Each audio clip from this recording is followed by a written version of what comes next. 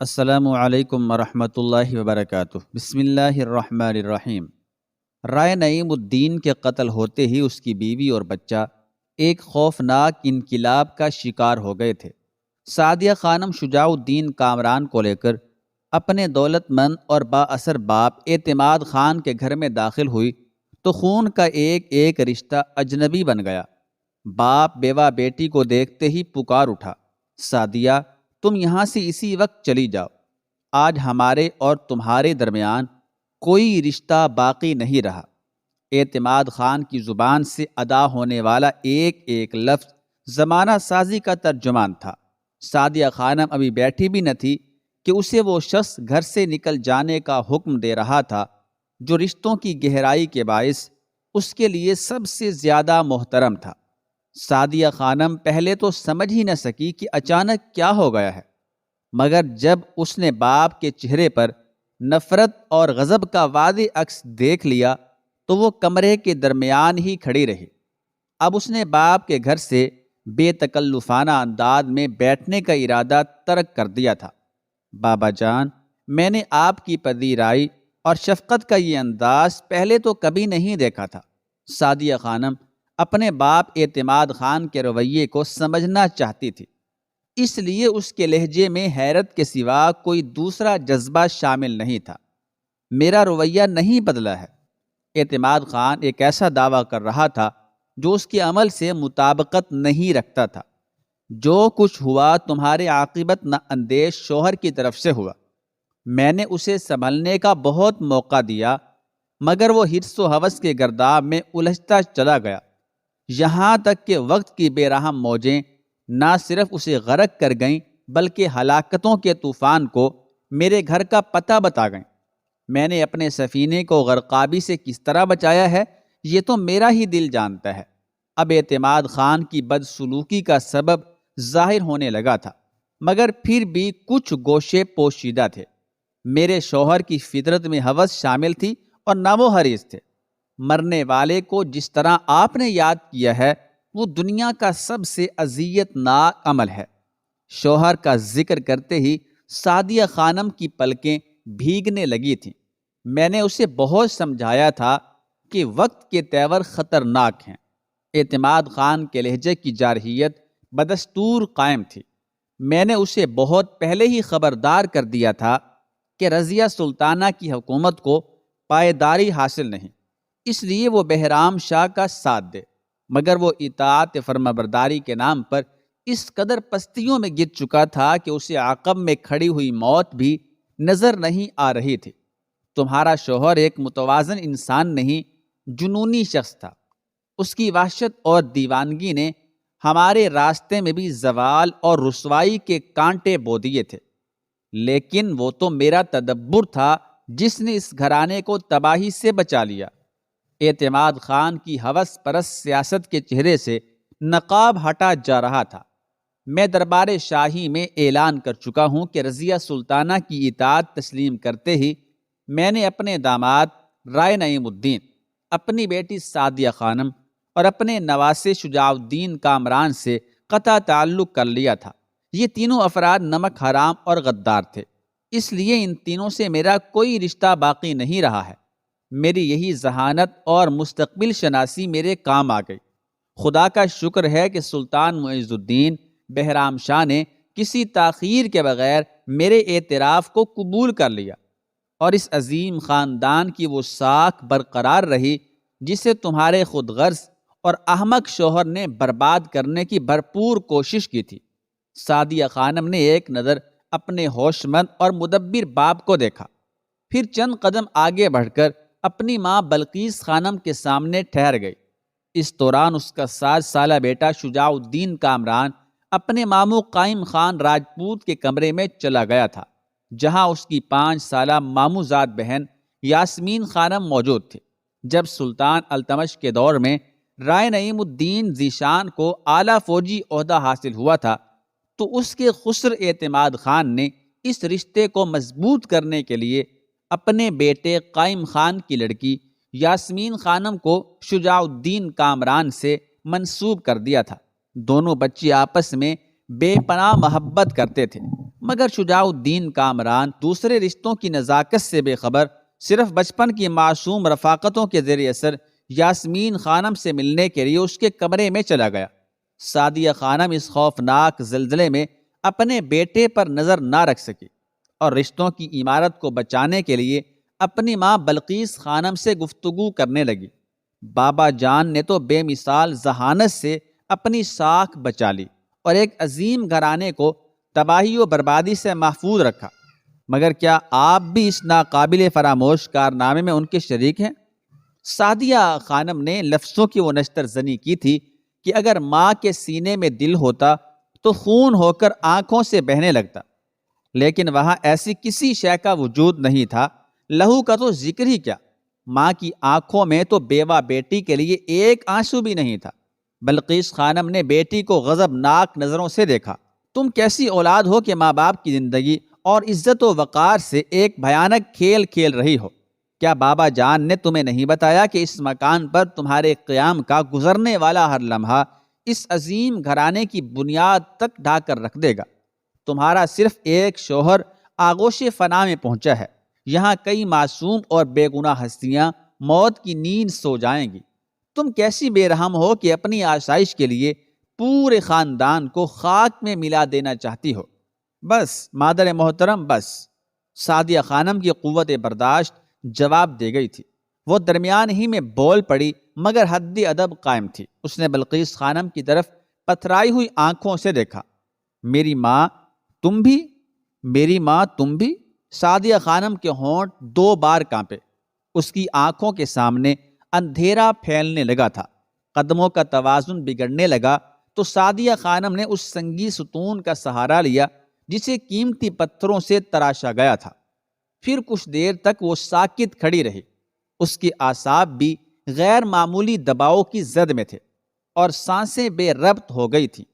آنکھوں کے گوشے بھیگ جانا چاہتے تھے مگر سعدیہ خانم نے کسی نہ کسی طرح سیلاب اشک کو روک لیا۔ وہ باپ کے گھر رونے آئی تھی کہ صدمات کی یہ گھٹا کھل کر برس جائے اور اس غبار کی اذیت سے نجات حاصل ہو جو شوہر کی موت سے اب تک اس کے دل و دماغ پر چھایا ہوا تھا۔ لیکن زندگی کے صحرا میں یہ غبار اب سعدیہ خانم کی تقدیر بن کر رہ گیا تھا اور تقدیر کے آئینے سے منہ چھپانا ممکن نہیں تھا۔ اس سے پہلے کہ ہم پر غضب شاہی نادر ہو جائے، خدا کے لیے تم یہاں سے چلی جاؤ۔ اعتماد خان نے اپنی بیٹی کی دلی کیفیت کا احساس کیے بغیر چیختے ہوئے کہا۔ سعدیہ خانم پتھر کے ستون سے سر ٹیکے کھڑی تھی۔ باپ کی تیز آواز سنی تو اس نے سر اٹھایا اور بہت آہستہ لہجے میں کہنے لگی، جا رہی ہوں بابا جان۔ میرا بیٹا شجاع الدین کہاں ہے؟ اسے بلا دیجیے۔ ابھی فضاؤں میں سعدیہ کے الفاظ کی گونج باقی تھی کہ اعتماد خان اپنے بیٹے قائم خان راجپوت کے کمرے کی طرف بڑھا جہاں شجاع الدین کامران یاسمین خانم کے ساتھ کھیل رہا تھا۔ چند لمحوں بعد اعتماد خان اسے کھینچتا ہوا لایا اور سعدیہ خانم سے مخاطب ہو کر کہنے لگا، بس اب یہاں سے چلی جاؤ کہ آنے والا ایک ایک لمحہ مجھے کسی عذاب کی خبر دے رہا ہے۔ اعتماد خان کے لہجے میں سفاکانہ اجنبیت تھی۔ سعدیہ خانم نے بیٹے کی طرف ہاتھ بڑھایا مگر شجاع الدین کامران پیچھے ہٹ گیا اور اپنے نانا اعتماد خان کی طرف دیکھ کر بولا، میں اکیلا نہیں جاؤں گا، یاسمین بھی میرے ساتھ جائے گی۔ بچپن کی معصومیت بوڑھی سیاست کا کھیل سمجھنے سے قاصر تھی، اس لیے شجاع الدین کامران ضد کرنے لگا، تجھے جانا ہوگا۔ اعتماد خان نے نواسے کی معصوم اور نازک ضد کو بھی سیاست کی آگ میں جھونک دیا۔ اب کبھی اس گھر میں قدم نہ رکھنا کہ یاسمین کا تجھ سے کوئی رشتہ نہیں ہے۔ میں روزانہ آؤں گا، یہ میرا گھر ہے، یاسمین کا گھر ہے۔ شجاع الدین کامران حالات کی جفاکاریوں سے بے نیاز اپنے رشتوں کا حوالہ دے رہا تھا۔ اس دوران یاسمین خانم بھی اپنے دادا اور دادی کے قریب آ گئی تھی۔ اس نے کامران کے آخری الفاظ سن لیے تھے۔ انہی کے جواب میں اعتماد خان سے کہنے لگی، دادا میں کامران بھائی کے ساتھ جاؤں گی۔ معصومیت نے ایک اور ضد کی تھی مگر اسے بھی کچل دیا گیا۔ اعتماد خان نے پوتی کا ہاتھ پکڑ لیا اور بیٹی کو جھڑکتے ہوئے کہا، اب اس کھیل کو ختم کر دو کہ مجھ پر تمہارے قیام کی ایک ایک سات بھاری ہے۔ سعدیہ خانم بمشکل آگے بڑھی اور بیٹے کے کاندھوں پر اپنے لرزتے ہوئے ہاتھ رکھ دیے۔ شجاع الدین، اپنے مکان پر چلو، یہ تمہارا گھر نہیں ہے۔ ماں، ہمارا گھر کہاں ہے، وہ گر چکا، کامران نے خوف زدہ لہجے میں کہا۔ یکا یک اس کی آنکھوں سے دہشت جھلکنے لگی تھی۔ نہیں بیٹے، وہی بے درو دیوار کا گھر ہمارا حقیقی گھر ہے۔ ہم اس مکان میں نہیں رہ سکتے کہ مالکوں نے اسے شاہوں کے ہاتھ فروخت کر دیا ہے۔ سعدیہ خانم بیٹے کو وہ بات سمجھانا چاہتی تھی جو شجاع الدین کامران کی عقل سے بالا تر تھی۔ یتیم بچہ حیرت سے ماں کا چہرہ تکنے لگا، پھر کچھ سمجھ میں نہیں آیا تو دوبارہ مچل اٹھا۔ عجیب حشر خیز منظر تھا۔ سعدیہ خانم بیٹے کو جلد از جلد اس سائبان سے دور لے جانا چاہتی تھی، مگر کامران اپنے کھنڈر نما مکان کے تصور ہی سے سہما ہوا تھا۔ نہیں ماں، میں وہاں نہیں جاؤں گا۔ اس کا لرزتا ہوا ہاتھ اٹھا اور بیٹے کے نازک رخساروں پر گہرا نشان چھوڑ گیا۔ اب خوف و دہشت نے مکمل طور پر شجاع الدین کامران کے دل و دماغ کا احاطہ کر لیا تھا۔ وہ ڈر کر ماں کے قدموں سے لپٹ گیا۔ پھر سعدیہ خانم جس طرح بیٹے کو لے کر واپس لوٹی، وہ کیفیت ناقابل بیان تھی۔ آج تو داغ کو ہم لوگ تیرے کوچے سے اس طرح کھینچ کے لائے کہ جی جانتا ہے۔ شجاع الدین کامران کی چیخیں دور تک گونجتی رہیں۔ وہ بار بار اپنے بچپن کے ساتھی کو پکار رہا تھا، یاسمین، تم میرے گھر ضرور آنا، وہاں مجھے بہت ڈر لگتا ہے۔ پھر چشم فلک نے وہ خون رنگ منظر بھی دیکھا جب ایک برقع پوش خاتون ایک معصوم بچے کے ساتھ اینٹوں اور پتھروں کے ڈھیر پر کھڑی تھی۔ یہ رائے نعیم الدین ذیشان کا مکان تھا، جسے سلطان معز الدین بہرام شاہ کے حکم پر مسمار کر دیا گیا تھا۔ وفاداریوں کا قرض اتارتے اتارتے رائے نے اپنی جان دے دی تھی، مگر پھر بھی حساب برابر نہیں ہوا تو حکومت وقت نے اس کا مکان سود میں لے لیا تھا۔ برقع پوش خاتون سعدیہ خانم تھی، رائے نعیم الدین ذیشان کی جوان سال بیوہ، جسے کچھ دیر پہلے ہوش مند ماں باپ نے پہچاننے سے انکار کر دیا تھا، اور وہ معصوم بچہ شجاع الدین کامران تھا، شمشیر زنوں کا خوف زدہ وارث، جو کبھی اپنی تواحال چار دیواری کو دیکھتا تھا اور کبھی اپنی ماں کے چہرے کو، جو نقاب کے ساتھ ساتھ رنج و الم کے بے شمار پردوں میں لپٹا ہوا تھا۔ دھوپ کی رنگت زرد ہو چلی تھی اور دور کہیں اندھیروں کا رہزن اپنی آمد کا اعلان کر رہا تھا۔ سعدیہ خانم کو اپنی بیوگی کی پہلی رات اسی کھنڈر نما مکان میں گزارنی تھی۔ وہ لاکھ بہادر راجپوتوں کی اولاد سہی، مگر اس نے زندگی کی تنہائیوں کو پہلے کبھی اتنے قریب سے نہیں دیکھا تھا۔ اس کی نظروں کے سامنے کئی چمن اجڑے تھے، لیکن اپنے آشیانے کی بربادی کا یقین نہیں آتا تھا کہ خوابوں اور آرزوؤں کے سنہری تنکوں کا انجام اتنا مختصر ہوگا۔ ناگہاں بس ایک برق لہرائے گی اور ہر طرف دھواں پھیل جائے گا۔ جن آنکھوں نے ماں اور باپ کے سامنے اشک ریزی سے انکار کر دیا تھا، وہ آنکھیں اب تنہائی میں برس رہی تھیں۔ پھر اچانک سعدیہ خانم کو احساس ہوا کہ شجاع الدین کامران بھی اسے دیکھ کر رونے لگا ہے۔ آنسوؤں کا یہ طوفان تو ساری زندگی کے لیے آیا تھا، مگر سعدیہ خانم نے بیٹے کے شکستہ جذبات کا خیال کر کے ان آنسوؤں کا راستہ روک دیا جو ایک بیوہ کے دل پر جمی ہوئی غبار کی دبیز تہوں کو دھونے کی کوشش کر رہے تھے۔ اشکوں پر پہرے لگائے گئے تو پگھلنے والا غبار دوبارہ اپنی کثافتوں کے ساتھ جم گیا۔ سعدیہ خانم نے اپنے کھنڈر کی طرف سے نظریں ہٹائیں اور بیٹے شجاع الدین کی طرف دیکھنے لگی۔ کامران، رات سر پر ہے، اندھیری اور سرد رات، بیٹے میری مدد کرو اور پتھر ہٹا کر اتنی جگہ بنا لو کہ جس پر تمہاری ماں اپنی چادر تان سکے۔ سعدیہ خانم نے پتھروں کے چھوٹے چھوٹے ٹکڑے ہٹانا شروع کر دیے۔ معصوم کامران ماں کو دیکھ کر رونا بھول گیا اور اپنے نازک ہاتھوں سے ماں کی مشقتوں کو کم کرنے کی کوشش کرنے لگا، مگر یہ ایک قہر تھا جسے کلیوں جیسی جان برداشت نہیں کر سکتی تھی۔ شجاع الدین کامران صرف چند سنگریزے ہی ہٹا سکا، اور وہ بھی اس طرح کہ اس کے ہاتھوں کے گلاب خراشوں سے بھر گئے تھے۔ سعدیہ خانم نے بیٹے کے ہاتھوں پر کہیں کہیں خون کے قطرے دیکھے تو لرز کر رہ گئی۔ رائے نعیم الدین ذیشان کا خون آلود جسم دیکھ کر اب اس میں اتنی ہمت نہیں رہی تھی کہ وہ شوہر کی نشانی سے بھی لہو ٹپکتا ہوا دیکھ سکے۔ تم رک جاؤ کامران، سعدیہ خانم نے بیٹے سے انتہائی پرسوز لہجے میں کہا۔ تم ایک طرف بیٹھ جاؤ، میں خود ان پتھروں کو صاف کر لوں گی۔ نہیں ماں، یہ کیسے ہوگا؟ پتھر بہت بھاری ہیں، بہت وزنی ہیں، آپ بھی زخمی ہو جائیں گی۔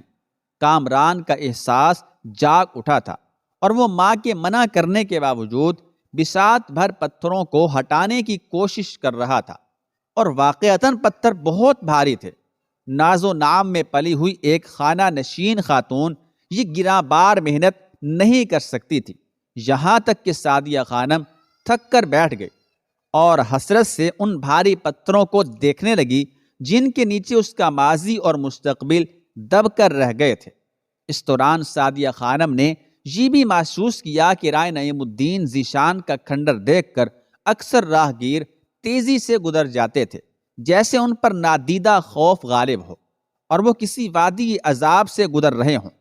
کوئی راہ چلنے والا ٹھہر جاتا تھا اور اس مکان پر قہر شاہی کے نزول کا سبب بھی بیان کر دیتا تھا۔ زیادہ تبصرہ کرتا تو اپنے ساتھی سے یہ بھی کہہ دیتا کہ وحشی اور دیوانے اپنے مرنے کے بعد ایسا ہی شاندار ورثہ چھوڑ جاتے ہیں۔ شجاع الدین کامران تو ان باتوں کے مفہوم ہی سے نا آشنا تھا، مگر بزدلی اور نفرت کے یہ جلتے ہوئے نشتر سعدیہ خانم کی رگے احساس کو کاٹ دینا چاہتے تھے۔ بہت سے لوگ اس راستے سے گزرے، لیکن کسی نے رک کر یہ نہیں پوچھا کہ اے پردہ دار خاتون، تو کس لیے اداس بیٹھی ہے؟ ہمارے توانا بازو کس دن کام آئیں گے؟ مگر یہ کون کہتا؟ پوری بستی شاہ کے خوف سے لرز رہی تھی۔ پھر کون اپنے گھر کو رائے نعیم الدین کے مکان کا ہمرنگ بنانے کی خواہش کرتا؟ لوگ آتے، ایک بیوہ عورت اور معصوم بچے کو سیاسی زلزلے کا شکار دیکھ کر ڈرے سہمے گزر جاتے۔ اب سورج غروب ہونے کے قریب تھا اور سردی بڑھتی جا رہی تھی۔ مکان مسمار ہو جانے کے باعث تمام کپڑے ملبے کے ڈھیروں میں دب گئے تھے۔ شاید لباسوں کو بھی غضب شاہی کے نزول کا خوف تھا، کہیں ان سے بعد پرس نہ ہو جائے کہ ایک معتوب گھر کے افراد کو برفانی ہواؤں کی یلغار سے بچانے کے لیے تحفظ کیوں فراہم کیا گیا۔ سورج افق مغرب پر کچھ اور جھک گیا۔ سعدیہ خانم نے اداس نظروں سے آسمان کی طرف دیکھا اور پھر معصوم کامران پر نگاہ کی، جس کے بدن میں ہلکی ہلکی لرزش پیدا ہونے لگی تھی۔ ماں نے اپنی گرم چادر اتار کر مقتول کے وارث پر ڈال دی۔ پھر آپ کیا اوڑھیں گی؟ کم سنی کے باوجود حساس بیٹا خاموش نہ رہ سکا۔ صبر کرو، خدا کوئی نہ کوئی انتظام کر دے گا، سعدیہ خانم نے کامران کو تسلی دیتے ہوئے کہا۔ وقت کی رفتار بڑھتی ہوئی سردی کا ساتھ نہ دے سکے، وہ منجمد سی ہو کر رہ گئی تھی۔ اچانک موسم کا یہ جمود ٹوٹا اور رائے نعیم الدین ذیشان کی بیوہ کو اپنے خون میں حرارت کا احساس ہونے لگا۔ یہ حرارت کسی آتش کدے سے مستعار نہیں لی گئی تھی۔ اس حرارت کا سبب ایک شخص کا نعرہ مستانہ تھا، جس نے کچھ دیر کے لیے موسم کی فطرت بدل دی تھی۔ سعدیہ خانم اس شخص سے واقف تھی۔ وہ دہلی کا ایک مجذوب تھا جو راتوں کو شہر کی گلیوں میں نعرہ زنی کرتا ہوا گھومتا رہتا تھا۔ نصف شب کے قریب سعدیہ خانم کی دیوار کے نیچے سے بھی گزرتا تھا۔ اس کے نعرے مختلف ہوتے تھے۔ کب تک خون بہاؤ گے؟ کیا تم چاہتے ہو کہ آسمانوں سے بھی خون کی بارش کر دی جائے؟ کل رات میں سویا ہوا تھا اور لٹیرے میری فصل کاٹ کر لے گئے۔